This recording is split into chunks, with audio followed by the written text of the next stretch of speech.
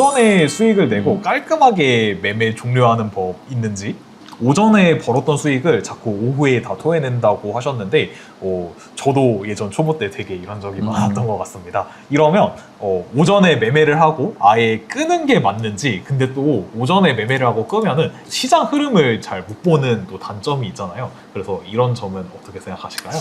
이것도 여러분들 인간의 이제 본성이랑 관련이 있거든요. 한번 생각해 보세요. 수급이 많은 사람들이 종목을 샀을 때 주식이 가는 거잖아, 본질적으로. 많은 사람들이 그리고 밑에 걸어둬서 사면 안 돼. 시장가로 사야지 주식이 올라가는 거거든. 그러면 한번 생각을 해봐. 전날부터 오전까지의 재료들이 많이 쌓일 거 아니야. 네. 그런 재료들이 반영이 여러분들 갑자기 뜬금없이 낮에 될까요? 다 아침에 집중이 된다고. 근데 그 재료들이 집중이 되는 상황에서도 많은 사람들이 오후 매매하는 사람들 따로 있겠지만 오전에는 모든 사람들이 매매를 다 하잖아. 보통 네. 화장실에 가서 직장인들도 오전에는 매매하잖아. 많은 사람들이 할 때 같이 붙어야 돼요, 그냥. 그러니까 오전에는 수익 날 확률이 당연히 높아요. 근데 여러분들이 왜 그러면 낮에는 손실이 나느냐? 다 점심 먹으러 가고 수급이 없는 시간에 혼자 매매 열심히 하고 있는 거예요. 그러면 한두 사람이 쳐올린 거에 같이 들어가는 거예요. 그리고 이상한 기자들이 뉴스를 많이 낸단 말이야, 낮에. 그거 따라갔다가 여러분들 짱돌 맞고 이러니까 그러면 그때부터 뭐가 되냐면 한 종목 손실 나잖아요. 그럼 뚜껑이 열려. 그리고 오후장 끝까지 이제 안 가는 종목 안에서 확률이 안 그래도 떨어지는데 거기서 계속 매매를 하는 게 계속. 그러니까 이게 악순환의 반복인 거예요. 여기서 그러면 한 가지 오후를 아예 하지 말라는 거냐? 그게 아니고요. 자, 보세요. 오전에 여러분들이 잘할 수 있는 매매에서 비중을 좀 더 실어가지고 집중을 하시고, 첫 번째. 두 번째는 시장의 흐름을 알고 싶다. 그러면은 일단은 웬만한 걸 안 하겠다는 마인드로 시장을 보시라는 거죠. 차라리. 그렇게 하다가 뭐 종가 베팅 할 사람들 2시 반부터 종목을 고르신다든지, 많은 고수들이 그렇게 얘기하잖아. 오후장은 뭐 2시부터 봐라 이런 얘기 하는데 저도 그거 공감해요. 근데 하지만 저는 조금 더 공격적이긴 합니다. 저 기준이 있거든요. 예를 들어서 낮에 제가 매매할 수 있는 기준은 그거예요. 일단 종목이 첫 번째 끼가 있을 때, 끼가 여러분들 끼가 없는 거 하면 안 돼요. 낮에는 끼가 있는 것만 해야 돼. 끼가 있는 것만. 두 번째, 그나마 하시려면 햄버거 되는 거야 돼. 유달리 힘이 센 거, 긴 시간 돌파를 한다던가 아니면 끼가 있는데 낮에 갑자기 말도 안 되게 그 D&D 파마테 그런 거. 아, 그쵸.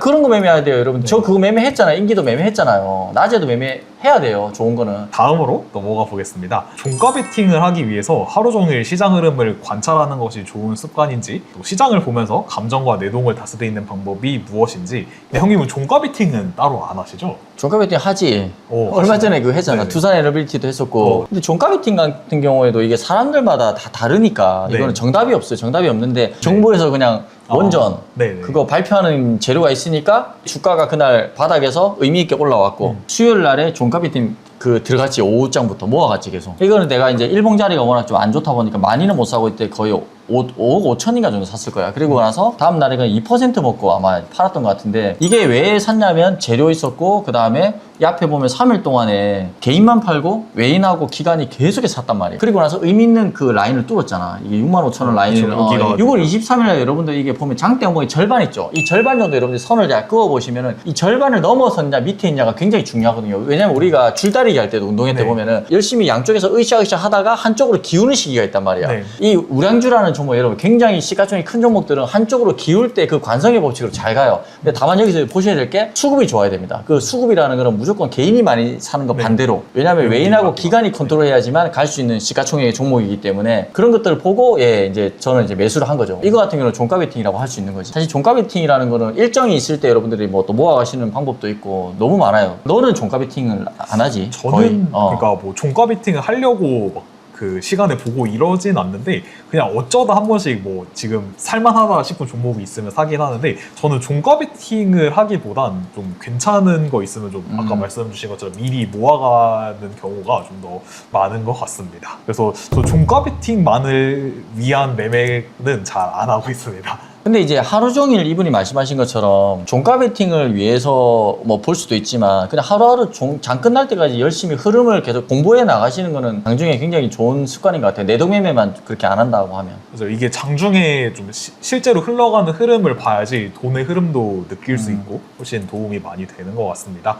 다음으로 넘어가 보면 이제 부수적으로 하루 상승폭이 20%가 넘으면 단타 진입을 웬만하면 안 하시려고 하다 보니까 좀 상한가 갈 만한 종목을 파악하는 능력이 부족하다고 말씀하십니다. 그래서 소액이라도 고점에서 매매하는 연습이 필요한지. 근데 이제 보수적으로 이제 20%가 넘으면은 웬만하면 단타 진입을 안 한다고 한다. 이 말은 주식을 너무 쉽게 생각하시는 겁니다. 이걸 약간 제가 잔소리를 드리자면은 일봉의 위치에 따라 다 다르고 그 구간에 따라 다 다르거든요. 예를 들어서 장대 양봉이 처음 나오는 날은 20%가 난 제일 안전하다 생각해. 매매를 할 거면. 아니 장대양봉이 처음 나오는데 뭐 4% 5% 뭘 믿고 사 이걸. 윗꼬리 맞고 내려올지 모르잖아. 네. 첫 양봉 때는 20% 부분이 제일 안전해요. 예, 이거는 제가 확신드릴 수 있고, 자 두 번째 그러면 장대양봉의 상한가가 한번 나왔죠. 자, 그 다음부터는 자 20%부터 보수적으로 보는 습관은 나쁘진 않습니다. 예. 이거 나쁘진 않은데 이제 이거 같은 경우에도 한번 생각을 해보세요. 만약에 테마주가 우르르 가고 있어 막 네. 2등, 3등, 4등, 5등까지 막 줄세우를 하고 있는데 대장주가 20%다. 그럼 대장주 20%가 제일 좋은 타점입니다. 근데 개별주가 갑자기 뭐 20% 왔는데 그게 만약에 며칠 전에도 장대음이 또 나왔어. 네. 근데 또 20%가 왔어. 그러면 보수적으로 봐서 나쁠 건 없다고 생각합니다. 그 경우 왜냐면은 내가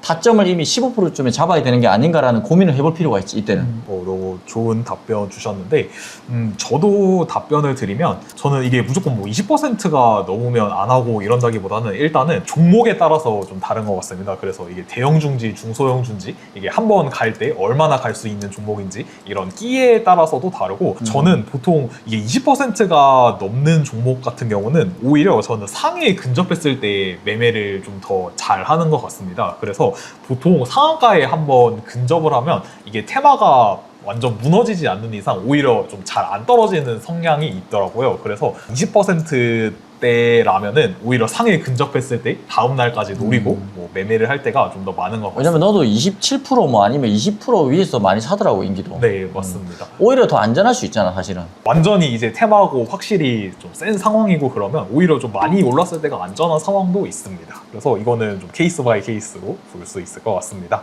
다음으로 넘어가면 NXT 시장, 특히 좀 프리장 말씀하실 것 같은데 좀 유심히 관찰하는 포인트와 매수하는 경우가 있는 경우 어떤 조건일 때 하시는지.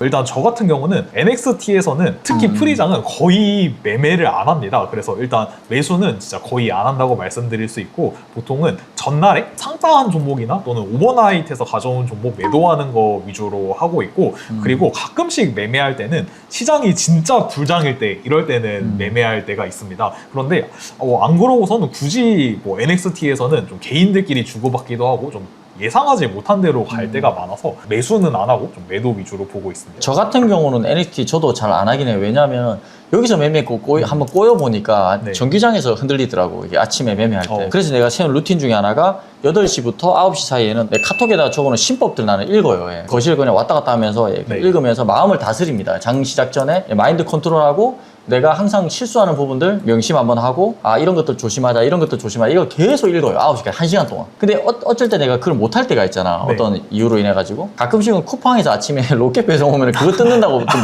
못할 때가 있거든. 네. 그러면 어김없이 그날 매매가 컨디션이 좀 떨어지긴 하더라고. 나 같은 경우는. 이렇게 루틴이 다 있으시군요. 그래서 형님도 NXT 시장에서는 뭐 특별히 매매하시기보다는 좀 신법 다스리시고 좀 정기장 준비를 많이 하시는 것 같습니다.